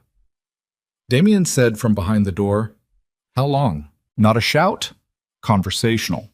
The specific register of a question you already know the answer to and are asking anyway, because you need to hear it confirmed in the other person's voice. A pause. 13 years, Marcus said, before you came to the firm. 2 years before. Yes. Another pause, longer, the corridor holding it between them the way a room holds a sentence that's taken a long time to arrive. My father trusted you, Damien said. I know. He talked about you at the end. When he was sick, he said you were the most capable person he'd worked with in 30 years. The voice was very even. The evenness of it was the worst thing Claire had heard in 2 days. He said he was glad I had you. Marcus Webb said nothing for 4 seconds. Claire, behind the shelves, pressed her palms harder into the concrete and watched Damien's profile and breathed through her nose and waited. The drives, Marcus said. The tablet. Everything in that unit. Give it to me and this ends cleanly. Nobody has to. There are 2 men with you, Damien said. I can hear the positioning. One at the building entrance, one at your 6. The one at your 6 is standing too close. He's going to be a liability if this goes physical. A beat. Damien, tell me about Conrad Vale. Another pause, different quality. The pause of someone recalculating. He's not what the documentation makes him appear, Marcus said. The network. It's more complex than don't. The word came out of Damien with the specific compression of a thing that had been held under very high pressure for a very long time and was now released in the smallest possible controlled amount. Don't explain it to me. Don't make it complicated. You spent 13 years inside my father's life feeding information to the man who was hunting the Whitmore family, and you don't get to make that complicated. The corridor was quiet. The tablet behind Claire was still playing. Thomas Whitmore's voice continuing its patient account, naming figures, naming accounts, naming Conrad Vale with the specific calm of someone who had accepted that this recording might be the last thing he was able to do that mattered, and was doing it anyway. Marcus heard it. She could tell he heard it from the way the silence in the corridor changed texture. The particular quality of someone listening to something they had been trying to prevent for years. Turn it off, Marcus said. Quieter now, something different in it. No, Damien said. What happened next happened in approximately 8 seconds, and Claire experienced it the way the body experiences high-speed events. Not sequentially, in a compression of sensation and response that the brain assembles into sequence afterward. The door moving. Damien moving with it. A sound that was impact, close and hard. Another sound she identified as something hitting the corridor wall. Her own hands pushing off the concrete floor, and her body coming upright between the shelves without the conscious decision to stand. She came around the end of the shelves and through the unit door into the corridor in time to see Damien and the man who had been at Marcus's 6, not Marcus, the second man, the one Damien had said was standing too close, in the specific configuration of 2 people who have run out of space and vocabulary and are resolving the remaining question physically. The second man was larger. He was also slower, and Damien was not fighting the way people fight in films, with choreography, with pauses, with the specific clean geometry of something rehearsed. He was fighting the way people fight when they are smaller and faster and have spent 23 years learning that efficiency is the only currency that doesn't run out. Claire looked down this corridor toward the building entrance. The first man, the one stationed there, was moving toward her, covering the distance fast. She looked at what was in the corridor between her and him, a metal shelving unit mounted to the wall, holding maintenance supplies, a mop, 2 buckets, a box of industrial cleaning solution. She pulled the shelving unit as she passed it, and it came off the wall bracket with a sound that was both louder and more satisfying than she expected, and went across the corridor floor, and the first man hit it at full stride and went down with the particular surprise of someone whose body has stopped moving before their mind understood why. She didn't stop to assess. She kept moving toward the building entrance. Marcus Webb was not at the entrance. The entrance door was open, the cold October air coming through it, and the corridor beyond was empty. She stopped, turned. Damien was behind her. The second man was on the corridor floor in a way that suggested he would stay there for a while. The first man, the one she'd hit with the shelving unit, was sitting up and holding his knee and making the quiet, focused sounds of someone experiencing the kind of pain that has temporarily replaced all other priorities. Marcus ran, she said. Yes.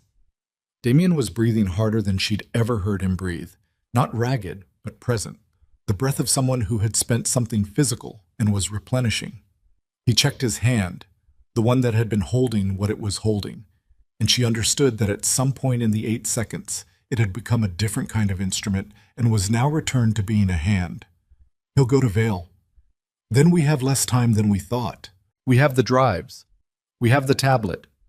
He looked at her directly, the gray eyes doing the inventory and finding something there they registered as significant, though he didn't say what.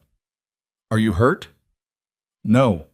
She checked, because he'd asked and because it was a reasonable question given what had just happened, and she'd been on the floor behind metal shelves for the previous 4 minutes. Knees from the alley drop, still present, palms scraped from the concrete, otherwise intact. Are you? Nothing significant? He looked back at the unit.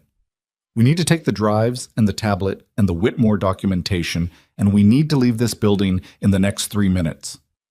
What about them? She looked at the 2 men in the corridor. They're not going anywhere fast. He was already moving back into the unit. And they're not the problem. Marcus is the problem. She followed him back in and they worked fast. The drives, the tablet, the sealed legal envelope from the shelf behind the fuse box panel. Damien had a bag, the kind of nondescript backpack that didn't announce itself. And he put the drives in first, then the envelope, then looked at the tablet where her father's face was still speaking on the screen. It's still going, she said. I know. He handed it to her. You hold it. She took it. Her father's voice continued in her hands, calm, precise. The voice of a man who had rehearsed this statement until it was as clean and unassailable as he could make it, who had understood that the clarity of it was the only thing he could still offer after 22 years of not being able to offer anything else. They left the building through the service entrance at the back, into the access road that ran along the canal and walked fast in the direction of the Gowanus without running. The water to their left was the gray-green of the October afternoon. The buildings on either side were low and industrial and indifferent. Her father's voice came from the tablet in her hands, and she held it against her chest, with the screen facing up so the audio continued, and she could hear it, and she walked and let it come. Conrad Vale, the accounts, the shell companies, the names of the people at the operational level who had worked under him for decades, the 1998 exposure and what it had not exposed, the restructuring, the 14 years of documentation from a city no one had named, assembled by a man using methods she now understood had required the complete sacrifice of any life that didn't serve the mission. The voice was even and thorough and had the quality of a man speaking to his daughter rather than to a camera, using we sometimes, using you sometimes, the oscillation between the recording's official purpose and its actual one. The thing underneath the legal documentation that was a father trying to explain himself to someone who had not been given the chance to understand for 22 years. She let it come. She walked and held the tablet and let every word arrive without managing them. Damien walked beside her and said nothing, and she was grateful for it in a way she didn't have language for yet. The recording ended at the 9th Street Bridge. 12 minutes and 40 seconds of Thomas Whitmore's voice, finishing with the same 2 words it had started with, said again at the end with a different weight. Not the weight of apology this time, but the weight of completion. I'm sorry. Then the screen went dark. She stood on the bridge for a moment with the tablet against her chest and the canal below her and the city going on all around her in its complete and total indifference to the fact that something had just ended that had been going on for 22 years. Damien stood beside her, not looking at her, looking at the water. We need to deliver the drives tonight, he said. I have a contact at the Southern District, federal prosecutor, someone I've worked with before, someone whose name is not in my firm's records because I've always kept that relationship off the books. He paused. She's not connected to anything Marcus had access to. Tonight, the longer we wait, the more time Marcus has to position Conrad Vale behind additional legal insulation. He's done it before. He'll know we have the documentation now, and he'll know Vale needs to move. He looked at her. 2 hours. I need 2 hours to make contact, verify the channel is clean, arrange the handoff. She nodded. Harold, I'll reach him through the contact at the printing business. If he got out of Red Hook cleanly, he'll be at one of his other fallback positions. He paused. He needs to be part of the handoff.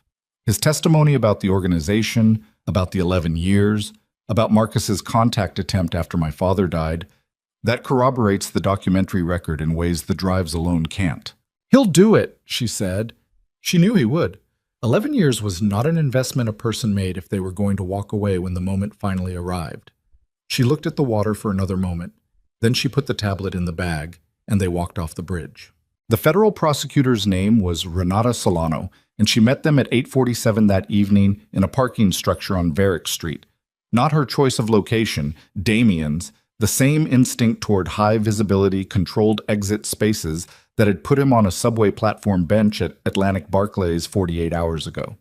She was 50, compact, with the specific quality of attention that distinguishes people who have spent careers separating what matters from what sounds like it matters.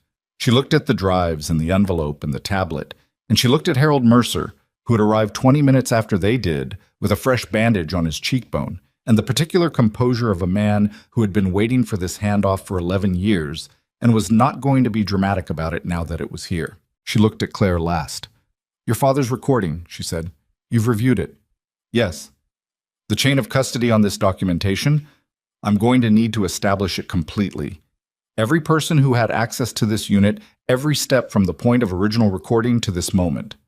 "I understand," Claire said. "I can document every step I was part of. Harold can document his. The chain before that is in my father's letter and in the material in the unit." Solano looked at the drives again. "If this is what it appears to be, it is," Harold said from across the hood of the car, without inflection, without the particular tone of someone trying to convince, just the tone of someone who had been there. Solano looked at him. Something passed between them. The specific assessment of two people who have spent their careers evaluating what's true based on how it's said as much as what's said. And she nodded once. "I'll need 48 hours to review before I can file anything," she said. "In that window, the people involved need to be somewhere I know about." "Protective custody," Damien said. "Not formal, but known to me and monitored." She looked at him, "Including you. I know about Marcus Webb. I know what it means that he has a 12-hour head start on this." "He'll move on Vale tonight," Damien said. "Or Vale will move on his own.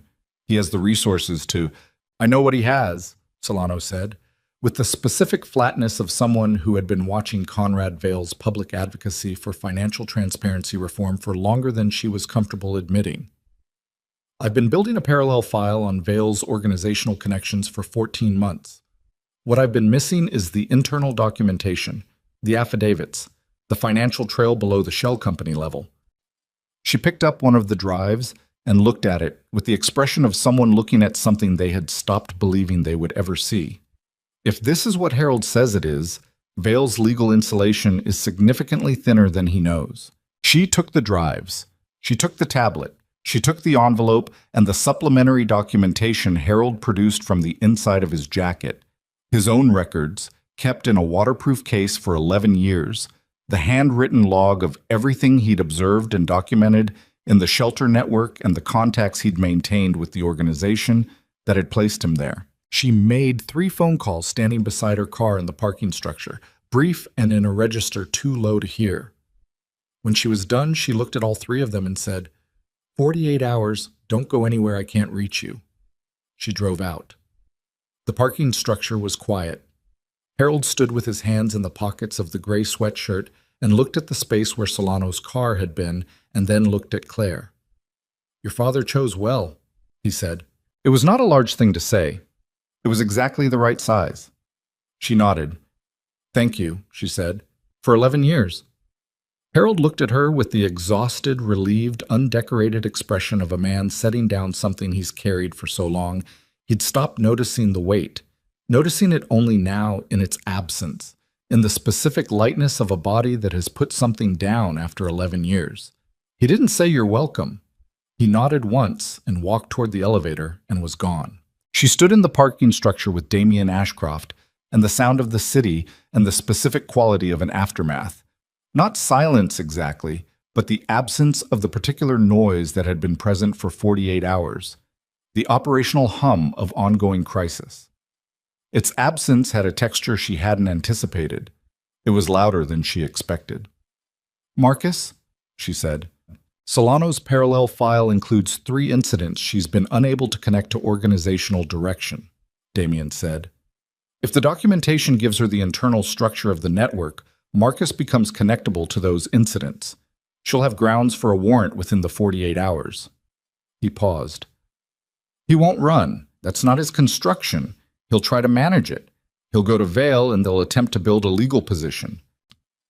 He said it the way he said everything, with the specific economy of someone who has converted most of his emotional responses into information. They won't manage it. There's too much now. Do sam baso. Your father, she said. He died not knowing that Marcus... Yes. The word came out clean, without the weight she had expected. After a moment he said, he died believing the man he'd trusted for 13 years was trustworthy. In some specific and very strange way, that's not the worst thing.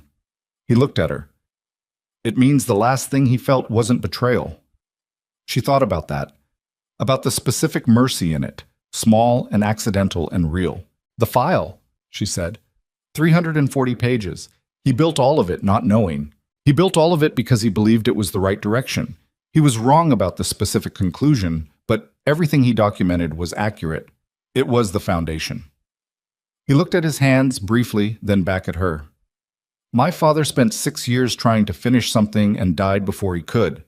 It took 14 more months and the right person showing up on a subway platform. He stopped. Something in his expression shifted. The fractional loosening she had first seen on that train, the involuntary tell of an expectation exceeded. You weren't supposed to grab my arm. She almost laughed. The sound that came out wasn't quite a laugh, but it was adjacent to one, which was more than she had expected from herself at 8:59 in the evening after the day she'd had. I was out of options, she said. I know, I was there for different reasons, and you changed everything in about 3 seconds. He paused. I'm glad you did. She looked at him. At the face she had learned to read in 48 hours, the way you learn a new language when you have to. Imperfectly, with gaps, but well enough to understand what's being said underneath what's being said. Your father made a promise, she said, 22 years ago, to protect me if the truth ever surfaced. Yes. You kept it. He held her gaze with the gray eyes that were almost black in the parking structure light. I was late, he said, with the specific honesty of someone who doesn't offer reassurance when the accurate thing is something else. You were on time, she said. They stood in that for a moment and then walked toward the elevator. The 48 hours resolved in the way that large things resolve. Not dramatically, not cleanly, but with the grinding institutional weight of a process that once started cannot be stopped without leaving traces that would themselves require stopping. Renata Solano filed the first motion at 11:14 on Thursday morning. By Thursday evening, 3 federal warrants had been issued. By Friday afternoon, Conrad Vale had been contacted by investigators at his Manhattan office. Not arrested, not yet, but contacted in the specific way that told everyone who understood these things that the architecture of 20 years was beginning to be examined from angles it had never been examined from before. Marcus Webb was found at a hotel in Midtown on Thursday night. He had, as Damien predicted, not run. He had checked into a hotel under a name Solano's investigators identified from a pattern in the parallel file she'd been building for 14 months. And he was sitting in the room when they knocked, with his jacket on and his hands in his lap, in the attitude of a man who had known this was coming for longer than anyone else, and had spent the intervening time deciding how he wanted to meet it. Claire heard about this from Damien on Friday morning, in a phone call that was brief and factual, and had underneath it the specific quality of 2 people who have been through something large together and are learning how to talk to each other on the other side of it. Harold gave his testimony on Friday afternoon.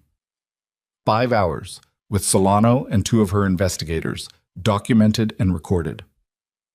When it was done, he walked out of the federal building on Worth Street and stood on the steps in the October light for a long time, not going anywhere, not checking his phone, just standing there in the specific way of a man who has spent 11 years monitoring exits and is discovering what it feels like to stand somewhere without looking for them. Claire knew this because she was there. She had come at Solano's request to give her own account, the shelter visits, the housing paperwork, the email address she'd written on the back of a card, the chain from that February evening to a storage unit beside the Gowanus Canal. When she came out, Harold was still on the steps, and she stood beside him, and they both looked at Worth Street for a while without saying anything. "What happens now?" he said finally. "For you." She thought about it. About the question's actual size. The apartment in Brooklyn with the surveillance car that was no longer parked outside it. The job at the social services agency. The clients whose cases she had not been able to think about for 2 days, and which were waiting for her with the patient, indifferent continuity of people whose needs do not pause for other people's crises. The ordinary weight of an ordinary life that had turned out to be built on a foundation she hadn't known existed. "The same," she said. "My job. My caseload." She paused. "Maybe a different apartment. Something without a ground floor window." Harold made a sound that was almost a laugh. "Good instinct. What about you?" He was quiet for a moment. "I don't know. 11 years of one thing, and then it's done. I don't have a good model for what comes next." He said it without self-pity, just with the honest bewilderment of someone who had structured everything around a single sustained purpose and was standing in the space where that purpose had been. "You could do what I do," she said. He looked at her. "Shelter work, social services." She looked back at Worth Street. "You spent 11 years learning how people survive when everything official has failed them. That's more than most people have." Harold looked at the street for a long time. She didn't press it. It was a thought to leave somewhere and let him look at whenever he was ready. She went home on the F train, the same line she had taken Tuesday morning to Cobble Hill. She sat in the car with her bag in her lap and her hands loose on the strap, not white-knuckled, just resting there, and let the train do what trains do, which is move through the dark in a straight line toward where you need to be.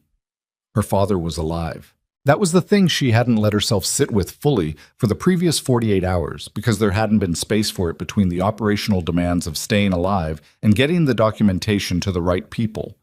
It was the thing underneath all the other things, the load-bearing truth that she had been stepping around, that she was going to have to stop stepping around. Thomas Whitmore was 61 years old and alive in a city the file hadn't named and the letter hadn't named, and she didn't know yet whether Solano's process would make it safe enough for him to surface, or whether safe was a thing that existed for him in any form she could currently imagine. She didn't know what 22 years had done to him beyond what the photograph showed and what the letter said and what the recording made visible in the specific way a recording makes things visible. The face, the posture, the voice, but not the full weight of the person. She was going to find out. She had decided this somewhere in the parking structure on Varick Street, in the space between Harold walking to the elevator and Damien walking beside her toward it. She had decided it without ceremony, without drama, the way you decide the things that are not actually decisions because they are simply the next thing, the only next thing there is to do. She was going to find out what 22 years had built out of a man who had walked into a federal program in March of 1998 to protect his family and had never been able to stop. She had time now. For the first time in a long time, measured in days or in decades, depending on how she wanted to count it, she had time. 3 weeks after the filing, on a Thursday morning in November, when the first real cold of the season had arrived and the city had put on its winter face, the particular compression of light, the sharpened edges, the way New York in early winter looks like a place that has decided to be serious about itself. Claire Whitmore descended the stairs into the DeKalb Avenue station, not because she needed that station. She lived 4 stops away. She had gone there deliberately, the way you go back to a place because the place has a meaning you need to acknowledge before you can leave it behind. The platform looked the same. It always looked the same. Concrete, bad light, the specific smell she had cataloged in the first sentence of this thing, wet and mechanical and human. She stood at the spot, approximately, where she had stood that night, where she had felt the 7 seconds run out. It was 7:40 in the morning.